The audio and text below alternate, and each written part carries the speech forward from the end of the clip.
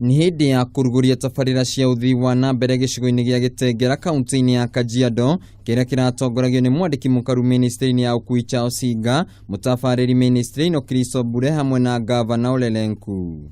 Kũringana na Higa, kaunti ya Kajiado ikoretwo ĩtiganĩirio kwa ihinda iraya na ũguo nĩ kũrabatarania ũthii wa na mbere nĩguo kũguna mũingĩ, akĩranĩra atĩ thirikari nene ĩrutĩire harĩ gũtwarithia tabarĩra ici na mbere, ndeto ĩrĩa ĩnyitĩtwo mbaru nĩ Chris Obure. There's been a lot of planning work that is going on.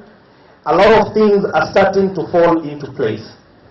That link road that we talked about that is connecting to Kitengela station, I want to tell you we have got big plans for this county. I am happy that as part of that effort, the Kitengela bus park is already completed and will today be handed over to the county government of Kajiado.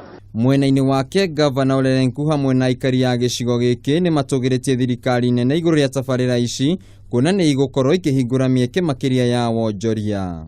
We will continue to carry projects that position our county as a business hub, as a home of culture, as a place of prosperity for all people of Kajiado.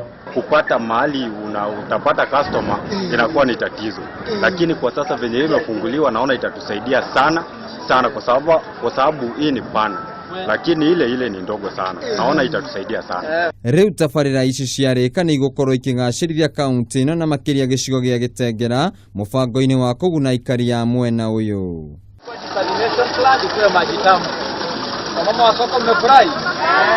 Handũ-inĩ ha Kameme TV, njĩtagwo Wainaina wa Kĩarie.